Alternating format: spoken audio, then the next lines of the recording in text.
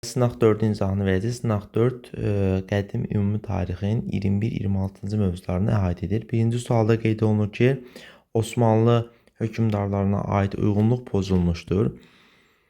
Bizans Anadolu torpaqlarından qovulması Orxan Qazinin dövrü qeyd edilir. Bəli, Orxan Qazinin dövründə bu hadisənin olduğunu qeyd edirik. B variantında Bolqarıstan dövlətinin tərkibinə qatılması Sultan 1-ci Bəyazid Niqbolu döyüşü nəticəsində bütün diqqətini Balkan yarımadasının fəthinə yönəlmişdir. Sultan 1-ci Səlim deyil, 1-ci Muradın dövrünə aiddir. Ona görə C variantı səhv olacaq. Konstantinopolun adının dəyişdirilməsi 2-ci Mehmedin dövrüdür. Bəli, 1453-cü ildə tutulandan sonra Bizans imperiyası varlığına son qoyulmuşdur. 1453 2-ci Mehmedin dövrünə aiddir. Növbəti sualımız Ədirnə şəhərinin Osmanlı dövlətinin paytaxtı olduğu dövrdə baş verən hadisələrə aid uyğunluq pozulmuşdur. Ədirnə paytaxt olub, deməli, 1-ci Muradın dövründən ta ki 2-ci Mehmedin dövrünə qədər, yəni paytaxt Konstantinopola köçürənə qədər bu dövrdə aid olmayan hadisəni soruşur. Osmanlıların Teymurilər tərəfindən məğlub edilməsi bu 1402, yəni 1-ci Bəyazidin dövrünə düşür. Bu hadisə uyğun olacaq. Bolqarıstanın Osmanlı dövlətinə tabe edilməsi bu da 1396-cı il 1-ci Bəyazidin dövrünə aiddir. Bu da həmin o dövrə düşəcək. Bəyazidin Bizans paytaxtını ələ keçirmək üçün tədbirlərin görülməsi bu da o dövr üçün xarakterikdir. Osman Qazinin Bursa şəhəri uğrunda Osman Qazi 1-ci Muraddan əvvəl olduğu üçün hakimiyyətə Osman Qazidə Bursa şəhəri uğrunda müharibəyə başlaması paytaxtın söyüdlü olduğu dövrə düşəcəkdir. D variantı uyğun olacaqdır. Yəni bizdən pozulmuşdur soruşur deyə. Bizans imperiyasının son qoyulması 1453 və paytaxt Bizans dövlətinə son qoyulur. Ondan sonra paytaxt Konstantinopol, yəni İstanbula köçürülmüş olur. Y variantı da uyğun olmayacaqdır. Növbəti sualımız daha əvvəl baş vermişdir. Papa 3-cü İnnokentin başçılığı altında sərvislərin şərqə doğru yürüşə başlaması söhbət deməli 4-cü sərhəd yürüşündən gedir. 1202-ci ildə bizdən soruşur daha əvvəli. Konstantinopolun sərblər tərəfindən işğal edilməsi 1204-cü il. Qüdsü Misir hökmdarı tərəfindən azad edilməsi 1187-ci il. Səlahəddin Əyyubi tərəfindən xaçların Bizans ələ keçirilməsi 1204. Kordova xilafətinin bir sıra əmirliyə parçalanması 11-ci əsr. Bizdən daha əvvəl soruşduğu üçün Y variantı uyğun olacaqdır. Növbəti sualımız uyğunluğu müəyyən edin. Səlib yürüşləri 1-ci səlib yürüşü və 4-cü səlib yürüşü. 1-ci səlib yürüşü nəticəsində səlibçilərin Anadoludakı Səlcuqları məğlub edilməsi, bəli. Qüds krallığının yaradılması 1099, bəli. Konstantinopolun işğal edilməsi, Konstantinopol işğal edilib 4-cü səlib yürüşündə. 4-cü səlib yürüşü üçün xarakterlikdir. Latin imperiyasının yaradılması, bəli, 1204-cü ildə. Müqəddəs Safiyə məbədinin qarət edilməsi, bəli, bu yürüşdə elə Konstantinopolun tutulduqdan sonra məbəddə qarət edilmişdir. Edessa qraflığının geri qaytarılması məqsədilə baş verməsi isə bu 2-ci səlib yürüşünə aiddir. Cavab 1-ə AB, 2-yə də AB olacaqdır. Yəni C variantı doğru olacaqdır. Növbəti sual 12-13-cü əsrlərdə baş verən İngiltərə-Fransa müharibəsinin nəticəsində biz qeyd etmişdik ki, Normandiya və Aktivandiya əraziləri Fransaya geri qaytarılır. 13-cü əsrdə isə Tuluza geri qaytarılmışdır. Növbəti sual Sultan 1-ci Bəyazid və Sultan 1-ci Muradın arasında ümumi cəhət. Siyasi mərkəzin yeni şəhərə köçürülməsi Sultan 1-ci Muradın dövründə demişdik. Paytaxt Bursadan Ədirnəyə köçürülmüşdür. Yəni ikisi üçün də xarakterik olmayacaq. Hərbi islahat ikisinin də dövründə keçirilməyib. Balkan yarımadasında Osmanlıların mövqeyinin gücləndirilməsi, bəli, biz burada Bolqarıstan və Serblərin məğlub etdiklərini demişdik və bunun nəticəsində Balkanlarda mövqeləri güclənmişdir. C variantı doğru olacaq. Qanunnamənin qəbul edilməsi biz bunu 2-ci Mehmedin dövrü üçün xarakterik etmişdik. Misirin ələ keçirilməsi uğrunda mübarizələrin aparılması 1-ci Səlimin dövrünə aiddir. 1517-ci ildə də Misir məmlükləri məğlub edilmişdir. Ona görə cavabımız C variantı olacaqdır. Növbəti sual, daha sonra aid hadisəni müəyyən edin. Cəlairi təqvimin tərtib edilməsi 11-ci əsr, Pir Rəisin Sultan Süleyman dəniz atlası təqdim etməsi 16-cı əsr, Osmanlı memarlığında rokoko və baroko memarlıq üslubundan əvəz olunması 18-ci əsr, Qütb minarəsinin inşa edilməsi 13-cü əsr, Şərqin ikinci ali təhsil ocağının yaradılması Rəb-Rəşid mədrəsəsindən söhbət gedir. Bu da isə 14-cü əsrə aid olacaq. Daha sonra dediyi üçün cavabımız C variantı olacaqdır. Növbəti sual hadisə və nəticə əlaqələrinin düzgün verilmişdir. Əmir Teymurun Hindistana hücumu böyük Moğol dövlətinin süqutunun başlanğıcı qoyuldu. Əmir Teymur 1398-də yürüş edir. Böyük Moğol dövləti 1526-da yaranıb. Dövr üçün xarakterik deyil. Şeybanilərin Teymurlar arasında mübarizə Teymurlar dövlətinin varlığına son qoyulub. Bəli, 1507-ci ildə doğru olacaq. Əmir Teymurun Çinə hücumu Çin Cənubi Teymurilərin hakimiyyəti Çin yürüş baş tutmamışdır. Ona görə C variantı səhv olacaq. Ankara döyüşü Teymurlar Hindistana yol açıldı. Ankara döyüşü Osmanlı'na baş vermişdir. Yəni Anadolu ərazilərindən söhbət gedir. Ona görə D variantı doğru olmayacaq. Teymurilərlə Qızıl Ordu arasında mübarizə Saray Bəlkə şəhərinin dağıdılmasını bəli qeyd edirik. Cavab B ilə Y variantı uyğun gələcəkdir.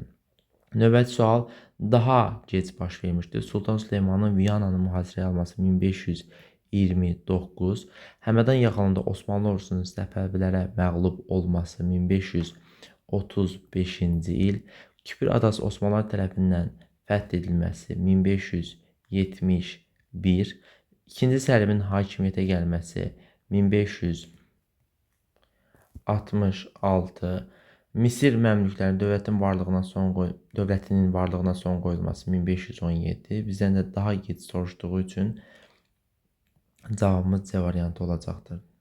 Növbəti sual, Kral 4-cü Filipin kilsə torpaqlarına vergi qoyması nəticəsində biz demişdik ki, bunun nəticəsində Fransa kralı Roma papaları özündən asılı vəziyyətə salmışdı. 1302-ci ildə baş ştatların çağırılması ilə. Növbəti sualımız, 100 illik müharibənin sonunda Fransanın İngilislər üzərində qalibiyyətini təmin etdi. Biz qeyd edilmişdik ki, burada Janna d'Arc'ın gəlməsi və daimi qoşun hissəsinin yaradılması nəticəsində Fransaya, yəni dönüş nöqtəsi oldu. Fransa qalibiyyətlə nəticələnmişdir. Ona görə A variantı doğru gələcək.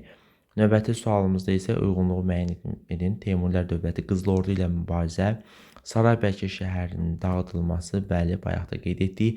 Toxtamış xanın məğlub edilməsi, bəli. Kulikova döyüşü Teymurilər arasında olmamışdır. Qızıl Ordu ilə Moskva knyazlığı arasında Mamay xanın dövründə olmuşdur. 15-ci əsrdə Osmanlı dövləti ilə mübarizədə 15-ci əsrin əvvəlləri baş verməsi 1402 bu dövrə düşəcəkdir.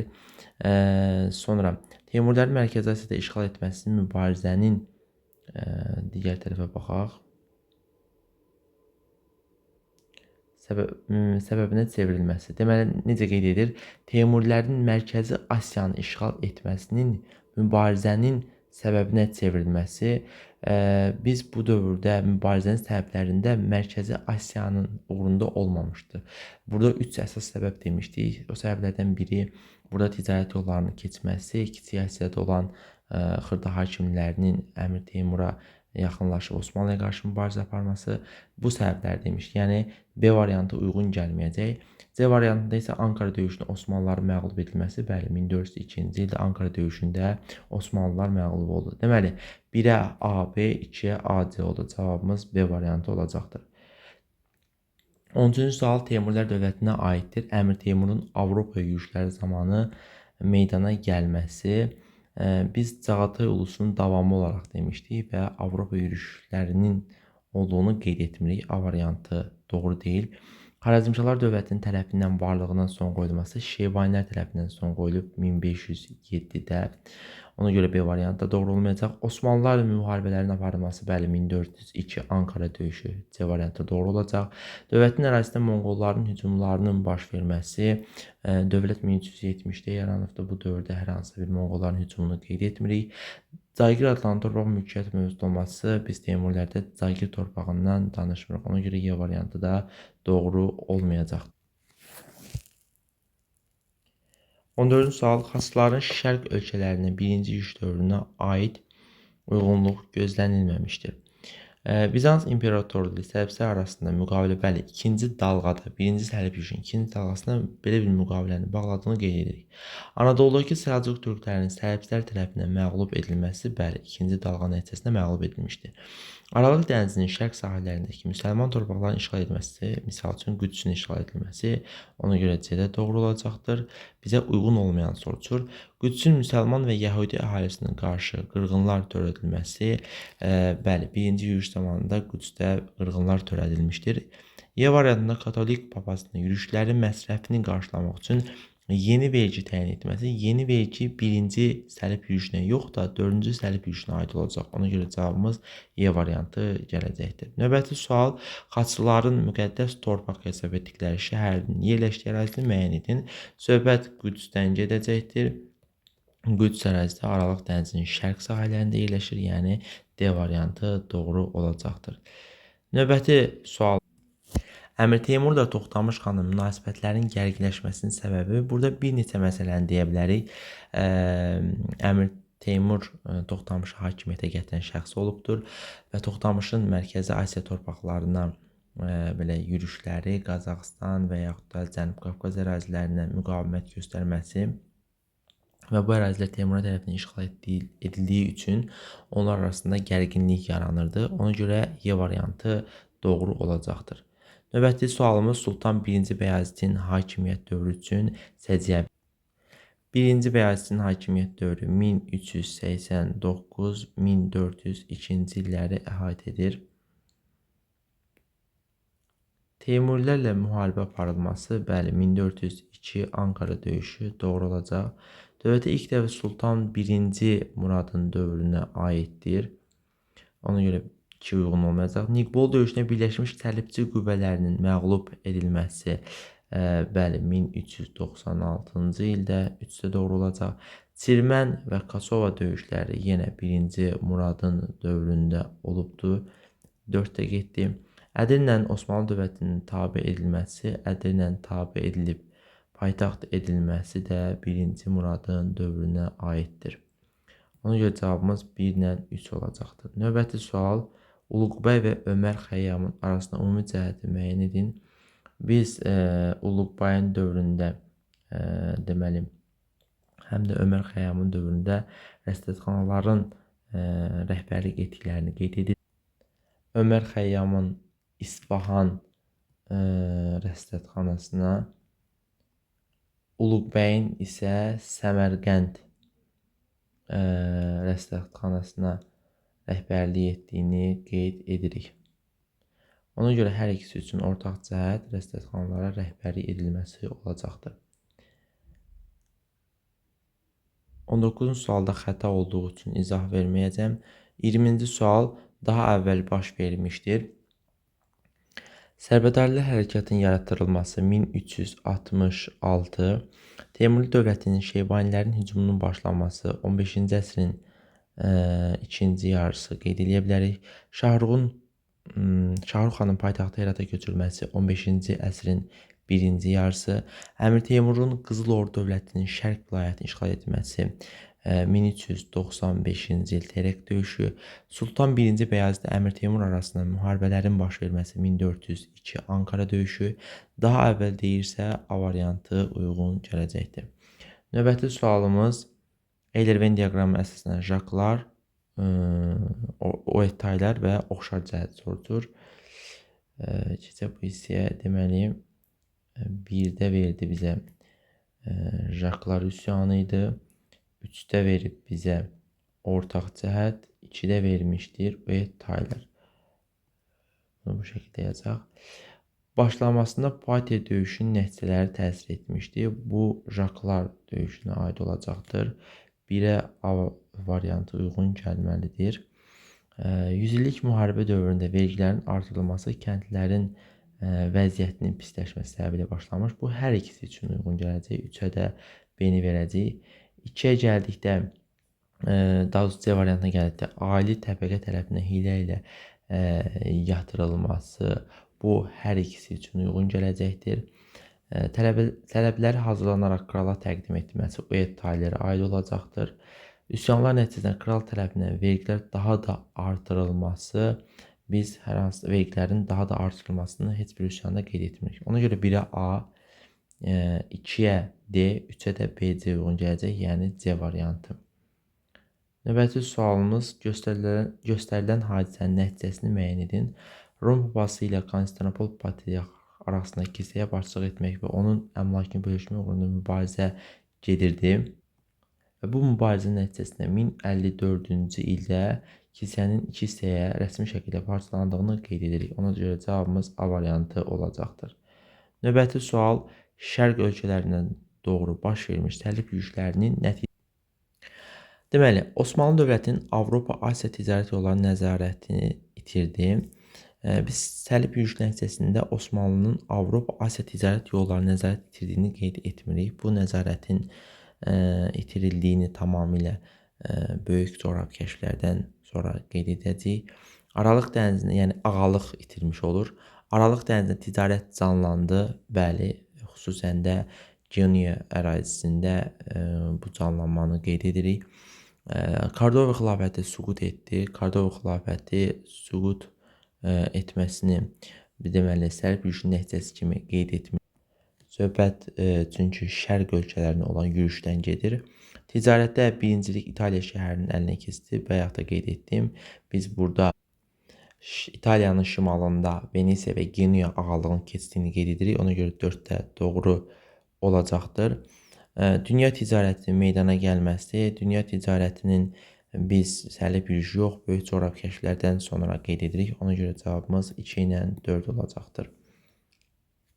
Növbəti sual Teymurlər dövlətinin mədəniyyətinə aiddir. Gür Əmir türbəsi, Səyahətnamə Teymurlərə aid deyil, Səmərqənd rəsədxanası, bir də Ay Günəşin orbitləri, bu da Uluq bəyin dövründə olmuşdur.